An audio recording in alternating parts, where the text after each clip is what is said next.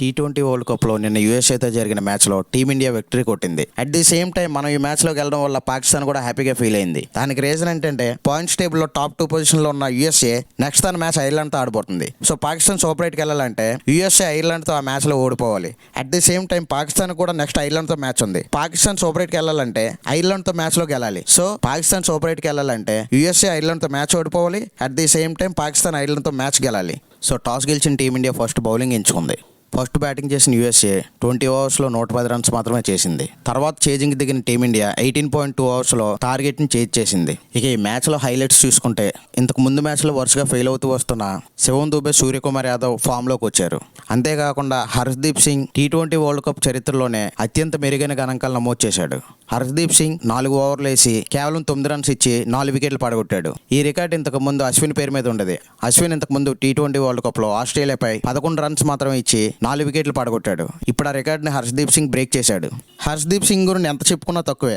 ఐపీఎల్లో పెద్దగా ఎఫెక్టివ్గా బౌలింగ్ చేయలేకపోయిన హర్షదీప్ సింగ్ ఈ వరల్డ్ కప్లో మట్టుకు అదరగొడుతున్నాడు. అసలు హర్షదీప్ సింగ్ నుంచి అలాంటి పర్ఫార్మెన్స్ ఎవరు ఎక్స్పెక్ట్ చేసి ఉండరు. మామూలుగా అయితే హర్షదీప్ సింగ్ ఎక్స్ట్రాస్ అవి ఎక్కువ ఇచ్చేవాడు. కానీ ఇప్పుడు మనం చూసుకుంటే ఈ వరల్డ్ కప్లో చాలా కట్టుదిట్టంగా బౌలింగ్ చేస్తున్నాడు. యాక్చువల్లీ యూఎస్ఏ కెప్టెన్ మోనంగ్ పటేల్ గాయంతో దూరం అవడం వల్ల ఈ మ్యాచ్లో యూఎస్ఏ కెప్టెన్గా ఆరెన్ జోన్స్ బాధ్యతలు స్వీకరించాడు. ఇక మ్యాచ్ ఎలా జరిగిందంటే ఫస్ట్ బ్యాటింగ్ చేసిన యూఎస్ఏని హర్షదీప్ సింగ్ ఫస్ట్ ఓవర్లోనే దెబ్బ కొట్టాడు. యూఎస్ఏ టీంలో మోనంగ్ పటేల్ ప్లేస్లో వచ్చిన జహాంగీర్ ఫస్ట్ బాల్కే హర్షదీప్ సింగ్ ఒక ఇన్ స్వింగర్తో ఎల్బిడబ్ల్యూ చేశాడు. అదే ఓవర్లో లాస్ట్ బాల్కి యూఎస్ఏ బ్యాట్స్మెన్ గౌస్ని కూడా హర్షదీప్ సింగ్ ఒక మంచి స్లో బాల్తో అవుట్ చేశాడు. ఆ తర్వాత యూఎస్ఏ టీంలో Nitish Kumar 27 runs, Taylor 24 runs, Aaron Jones 11 runs, Corey Anderson 15 runs చేయడం వల్ల టోటల్ 20 ఓవర్స్లో యూఎస్ఏ టీం 8 వికెట్లు కోల్పోయి 110 రన్స్ మాత్రమే చేయగలిగింది.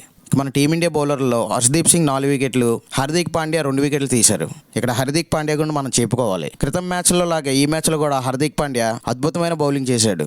హార్దిక్ పాండ్యా 4 ఓవర్లు వేసి కేవలం 14 రన్స్ మాత్రం ఇచ్చి 2 వికెట్లు పడగొట్టాడు. ఈ మ్యాచ్లో హార్దిక్ పాండ్యా తన ఫేవరెట్ బౌన్సర్స్ వేసి యూఎస్ఏ బ్యాట్స్మెన్ బాగా ఇబ్బంది పెట్టాడు. లాస్ట్ 2 మ్యాచ్ల్లో man of the match Bumrah ఈ మ్యాచ్లో వికెట్లు ఏమీ తీయలేకపోయాడు. 4 ఓవర్లు వేసిన బుమ్రా 25 రన్స్ ఇచ్చాడు. మహమ్మద్ సిరాజ్ కూడా 4 ఓవర్లు వేసి 25 రన్స్ ఇచ్చి 1 వికెట్ కూడా తీయలేకపోయాడు. 111 రన్స్ టార్గెట్తో బరిలోకి దిగిన టీమిండియాని యూఎస్ఏ బౌలర్ నేత్రవాల్కర్ ఫస్ట్ ఓవర్లోనే దెబ్బతీశాడు. లాస్ట్ 2 మ్యాచ్ల్లో ఫెయిల్ అయిన కింగ్ కోహ్లీ ఈ మ్యాచ్లో కూడా మరోసారి ఫ్యాన్స్ నిరాశపరిచాడు. కింగ్ కోహ్లీ ఫేస్ చేసిన ఫస్ట్ బాల్లోనే నేత్రవాల్కర్ బౌలింగ్లో గోల్డెన్ డకౌట్ అయ్యాడు. కింగ్ కోహ్లీ ఫామ్ టీమిండియాని కలవరపెడుతుంది. న్యూయార్క్ పిచ్ కండిషన్స్కి కింగ్ కోహ్లీ అసలు అడ్జస్ట్ కాలేకపోతున్నాడు. సో కోహ్లీ అవుట్ అయిన తర్వాత రోహిత్ శర్మ కూడా 3 రన్స్కి అవుట్ అయ్యాడు. రోహిత్ శర్మ వికెట్ కూడా నేత్రవాల్కరే తీశాడు. సో ఈ విధంగా టీమిండియా బెస్ట్ బ్యాట్స్మెన్ ఇద్దరిని యూఎస్ఏ బౌలర్ నేత్రవాల్కర్ తొందరగా అవుట్ చేసి యూఎస్ఏకి శుభారంభాన్ని ఇచ్చాడని చెప్పొచ్చు. సో వీళ్ళిద్దరు అవుట్ అయిన తర్వాత బ్యాటింగ్ వచ్చిన రిషబ్ పంత్ 18 రన్స్ చేసి అలీఖాన్ వేసిన ఒక లో బౌన్సర్గా అవుట్ అయ్యాడు. సో రిషబ్ పంత్ వికెట్ కోల్పోవడంతో టీమిండియా కష్టాల్లో పడిందని చెప్పొచ్చు.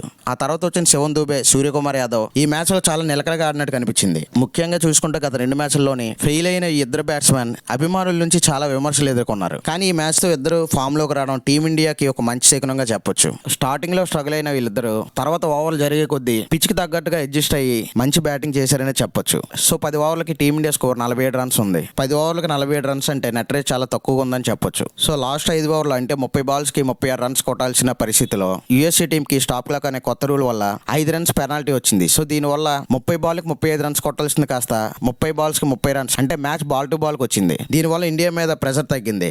అసలు ఈ స్టాప్ క్లాక్ రూల్ ఏంటంటే ఓవర్ పూర్తయిన వెంటనే బౌలింగ్ టీం తర్వాత 60 సెకండ్లో కొత్త బౌలర్ రన్అప్ స్టార్ట్ చేయాలి, అంటే ఓవర్ స్టార్ట్ చేయాలి. సో ఈ మ్యాచ్లో యూఎస్ఏ ఇలా 3 సార్లు 60 సెకండ్లో కొత్త ఓవర్ స్టార్ట్ చేయడంలో విఫలమైంది. సో దీనివల్ల ఎంపైర్లు 5 రన్లు యూఎస్ఏ టీంకి పెనాల్టీగా ఇచ్చారు. ఆ తర్వాత శివం దుబే 4 సిక్సర్లతో 18.2 ఓవర్లోనే మ్యాచ్ని ముగించేశారు. ఈ మ్యాచ్లో విన్ అవడం ద్వారా టీమిండియా సూపర్ 8లోకి ప్రవేశించింది. ఈ వీడియో నచ్చితే లైక్ చేసి మన ఛానల్ సబ్స్క్రైబ్ చేయండి.